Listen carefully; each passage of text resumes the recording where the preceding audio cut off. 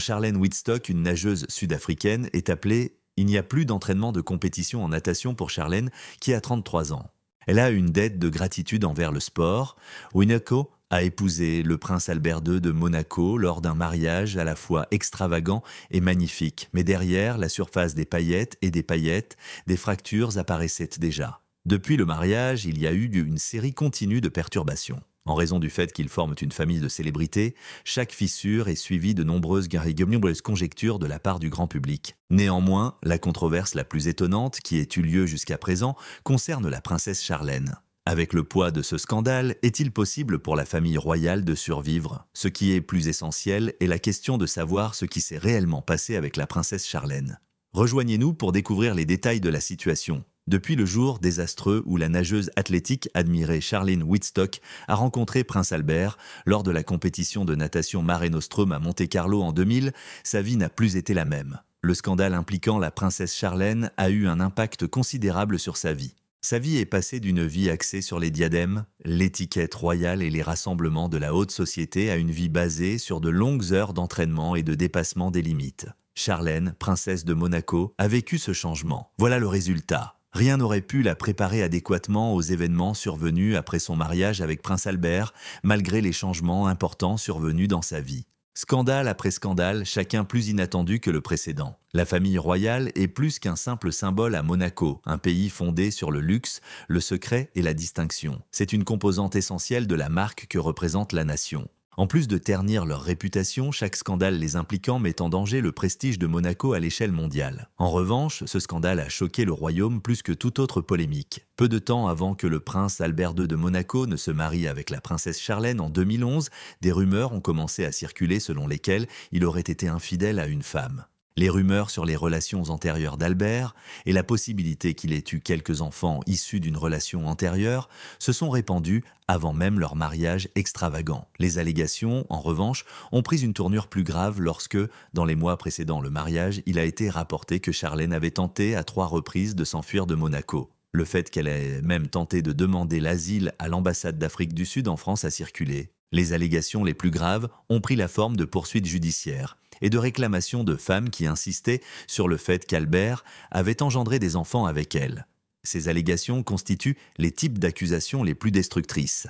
Yasmine Gross Grimaldi, née en 1992, et Alexandra Coste, née en 2003, étaient toutes deux des enfants avec lesquels Prince Albert n'avait pas eu de relation légitime avant son mariage avec Charlène. Un tollé particulier a été déclenché par le fait qu'Albert a reconnu la naissance d'Alexandra quelques jours seulement après la fin de la période de deuil de son père, le prince régnier, en 2005. La naissance d'Alexandra a été le produit d'une liaison avec Nicole Coste, une hôtesse de l'air originaire du Togo. Il convient toutefois de noter que cette divulgation n'était pas totalement volontaire. Paris Match, un magazine français, a publié des images du prince Albert avec son fils, ce qui a obligé le prince à affronter publiquement l'affaire. Avant la publication de ces photographies, l'existence de l'enfant était restée secrète. Albert avait réussi à garder l'affaire hors de la scène publique pendant plusieurs années, malgré le fait qu'il avait formellement reconnu Alexandra en 2003 après la confirmation de sa paternité par un test ADN. Par souci de confidentialité, il avait même offert à Nicole Coste une aide financière, un appartement à Paris et un train de vie somptueux. Cependant, après que la nouvelle ait été largement connue, Albert n'a eu d'autre choix que de reconnaître publiquement qu'il était un parent. Cela dit, cette reconnaissance était soumise à des exigences juridiques strictes. Conformément aux règles énoncées dans la Constitution monégasque, Alexandra ne serait pas éligible à monter sur le trône. À l'avenir, un certain nombre de problèmes de paternité jetteraient une longue ombre sur la vie personnelle d'Albert, notamment son mariage avec la princesse Charlène. Cette découverte marque le début d'une série de controverses sur la paternité. Malgré le fait qu'ils étaient mariés, l'histoire d'Albert a continué à mettre le couple mal à l'aise. L'attitude publique de Charlène donnait souvent l'impression d'être tendue, ce qui a contribué à la propagation d'allégations selon lesquelles elle avait du mal à faire face au poids de la vie royale, ce qui était encore compliqué par l'histoire controversée d'Albert. Un sujet difficile qui révèle les tensions latentes qui existent au sein de la maison royale de Monaco et la présence de ses enfants reconnus, nés hors mariage avec d'autres femmes. Même si la reconnaissance d'Alexandra a pu être un pas vers l'honnêteté pour Albert, il est probable qu'elle a servi à souligner la réalité selon laquelle l'existence de Charlène en tant que princesse serait toujours liée aux répercussions de son passé. La princesse Charlène a pu assez facilement oublier ces deux polémiques. Tout bien considéré, on peut affirmer qu'ils n'étaient pas mariés à l'époque. Après s'être mariée, la princesse avait l'impression que l'implication du prince dans des relations scandaleuses avait pris fin. Cependant, ce n'était même pas près d'être terminé. En 2020, après seulement 9 ans de mariage, une autre controverse a éclaté les impliquants. Au cours de sa relation avec Charlène, une dame brésilienne a affirmé qu'Albert avait eu une fille avec elle.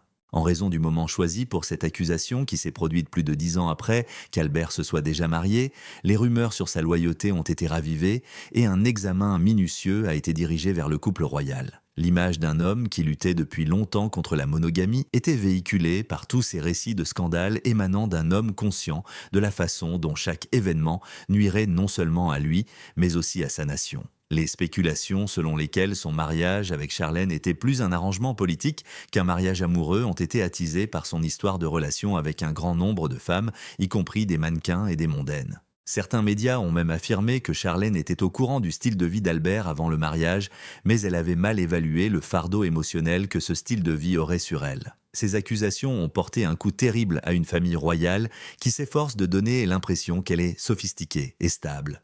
Réaction de la princesse Charlène aux affaires. À mesure que le nombre d'affaires continuait d'augmenter, l'anxiété que ressentait Charlène devenait de plus en plus apparente.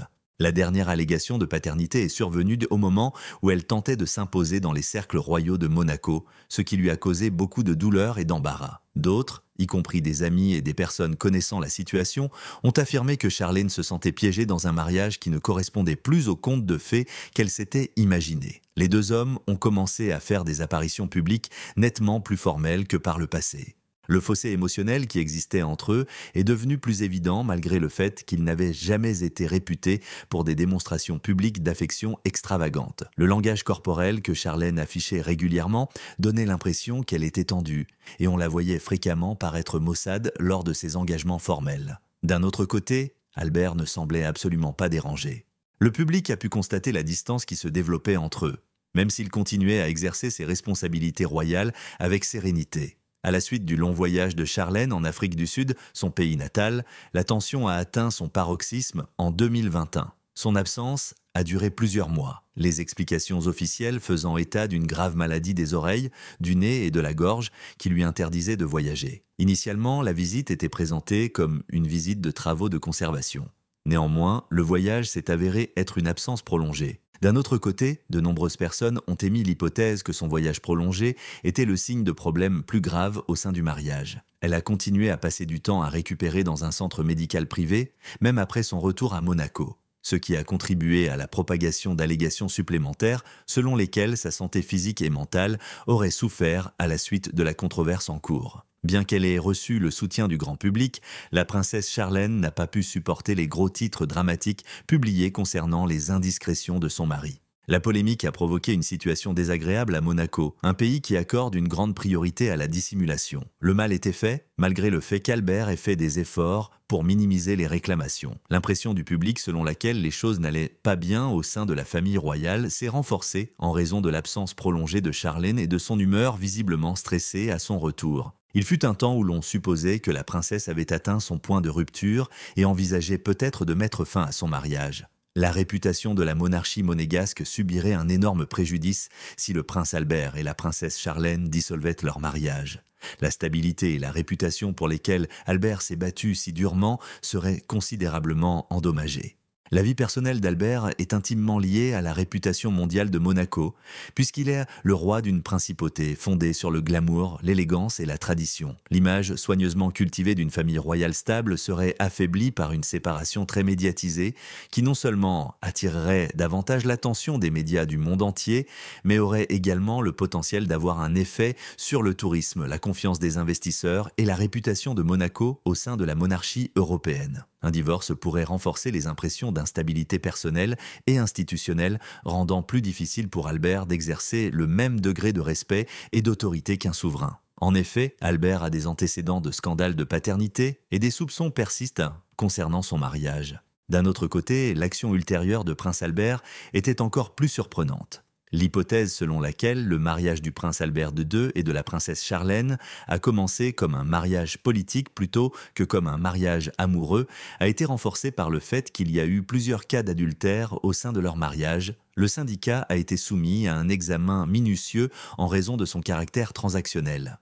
Selon les rumeurs, leur lien n'est pas seulement limité par le devoir royal, mais aussi par un accord financier considérable, ceci malgré le fait que les apparitions publiques suggèrent si fortement qu'ils sont ensemble. Pour préserver le mariage intact et éviter un scandale public, le prince Albert s'est engagé à verser à Charlène un paiement annuel d'environ 12 millions d'euros. Malgré le fait que son mari ait eu des relations extra-conjugales, Charlène est indemnisée par ce paiement forfaitaire afin qu'elle puisse assumer ses responsabilités royales et continuer à être mariée. Il est possible d'atteindre de nombreux objectifs avec cette configuration. Dans le même temps, cela offre à Charlène une place définie au sein du système social monégasque, ainsi qu'une stabilité financière et un accès à des biens coûteux. Cela protège le règne d'Albert des répercussions potentiellement instables d'un divorce royal très médiatisé qui autrement serait préjudiciable à son règne.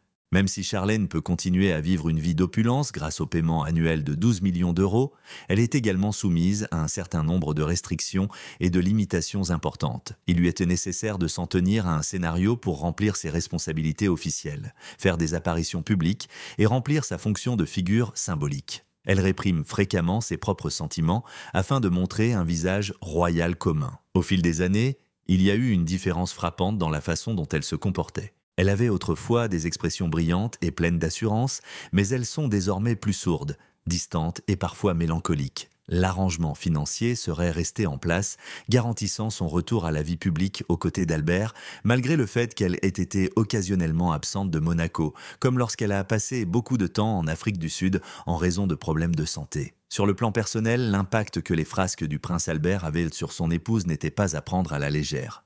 Elle est passée du statut de nageuse olympique de classe mondiale à celle de figure royale toujours sous observation lors de leur mariage en 2011. Tout d'un coup, elle a été catapultée sous les feux de la rampe du jour au lendemain et chaque facette de sa vie, y compris son apparence, son comportement et même les décisions qu'elle a prises pour elle-même, est devenue un sujet d'examen public. L'initiation de Charlène aux responsabilités royales a été soudaine et intensive, contrairement à la formation qui a pu être suivie par les précédentes épouses royales au cours de plusieurs années. En plus d'être continuellement comparée à la mère du prince Albert, l'élégance Chérie Kelly, elle devait incarner l'élégance et l'équilibre associés aux traditions royales de longue date de Monaco. Faire face aux pressions liées à la création d'un héritier tout en se conformant à une image de perfection royale était une tâche extrêmement difficile. Un autre obstacle qu'elle a dû surmonter était le fait que son mari avait des relations extra-conjugales. Dès le début, elle avait des réserves quant au mariage qu'elle allait épouser. Des tentatives ont été faites pour fuir Monaco avant le mariage selon les rumeurs. Les rumeurs ne font que s'intensifier à mesure qu'elle se bat pour trouver sa place au palais, malgré le fait qu'elle ait formellement réfuté les allégations. Puis, une autre difficulté s'est présentée. Les problèmes de santé de Charlène sont devenus un point central en 2021 lorsqu'elle est restée en Afrique du Sud pendant une longue période, à une distance importante de Monaco. Au début, elle était là pour effectuer des travaux de conservation. Cependant, elle a été rapidement envoyée à l'hôpital car elle souffrait d'une terrible infection de l'oreille, du nez et de la gorge qui a nécessité de nombreuses procédures. Elle a été absente pendant une période prolongée, ce qui a suscité des inquiétudes quant à sa santé, à la lumière du fait que diverses histoires circulent concernant les raisons de son séjour prolongé. Il y avait des spéculations persistantes selon lesquelles elle profitait de ce voyage pour échapper à sa vie à Monaco, malgré le fait que les explications officielles l'attribuaient à des problèmes médicaux. Sur plusieurs réseaux sociaux, des photos d'elle semblaient visiblement affaiblies et épuisées. Les problèmes de santé que connaissait Charlène se sont poursuivis même après son retour à Monaco. Le processus de guérison restait difficile pour elle et elle avait besoin de plus de temps pour s'éloigner de ses obligations publiques. La première chose que Charlène a faite à son retour a été de reprendre ses activités philanthropiques dans une certaine mesure. Avant son départ, elle avait conquis le cœur du grand public grâce à son engagement en faveur de questions telles que le bien-être des enfants, le sport et la conservation des animaux. Dans le cadre de sa démarche, elle a mené des entretiens avec des personnes proches d'elle afin de rétablir ses relations avec les monégasques. Charlène a consacré ses efforts à des organisations qui sensibilisent à la prévention de la noyade, à l'éducation et au bien-être général des communautés défavorisées du monde entier. Elle s'inspire de sa propre expérience de nageuse olympique. La fondation Princesse Charlène de Monaco a été créée en 2012, soit un an seulement après celle où elle s'est mariée. L'éducation à la sécurité aquatique et à la prévention des noyades sont les priorités de cette organisation à but non lucratif qui vise à sauver des vies. L'Afrique du Sud, l'Inde, le Bangladesh, les États-Unis d'Amérique et un certain nombre de pays européens font partie des pays auxquels l'organisation de Charlène a étendu ses opérations. La Fondation a dispensé une formation à des milliers d'enfants et d'enseignants grâce à des partenariats avec des organisations telles que la Croix-Rouge, Life Saving South Africa et World Rugby. Cela garantit que la communauté en bénéficiera à long terme. Charlène a contribué à des initiatives liées aux soins de santé et au secours en cas de catastrophe, en plus de l'objectif principal de son organisation. Elle a contribué à des programmes axés sur la santé maternelle, aux hôpitaux qui servent les enfants et aux efforts axés sur les interventions d'urgence.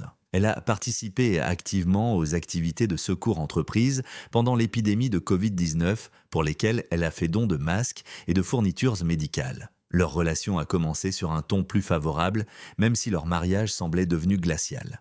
Où se sont-ils rencontrés pour la première fois? Regardons cela plus en détail. Lors du concours de natation Mare Nostrum à Monaco en 2000, une rencontre accidentelle a eu lieu qui allait finalement se transformer en une romance royale. C'était la première fois que les deux hommes se rencontraient. Charlène Whitstock, une célèbre nageuse sud-africaine aux beaux cheveux dorés, a attiré l'attention du prince Albert II. Le prince a laissé une impression inoubliable grâce à ses magnifiques mouvements dans l'eau et à son magnifique sourire. « Je ne sais pas si nous sommes tombés amoureux à l'époque », a déclaré prince Albert plus tard, réfléchissant à cette époque. Après cela, je n'ai plus revu Charlène pendant plusieurs années, si vous voulez le savoir. En plus d'être une personne gentille, optimiste et sympathique, je pensais qu'elle était une nageuse extraordinaire. Leurs vies ont pris des directions différentes après cette première rencontre et ils ne se sont plus revus pendant plusieurs années. Après le décès du prince Régnier III, le père du prince Albert, en 2005, Charlène n'a contacté pour exprimer son chagrin qu'après le décès du prince Régnier III. Cette action a ravivé leur connaissance, ce qui a finalement abouti à une relation plus profonde entre eux. Lors des Jeux olympiques d'hiver de Turin en 2006, ils ont fait leur première apparition publique ensemble. De plus, Albert et Charlène ont divulgué une information précieuse concernant leur première vie amoureuse.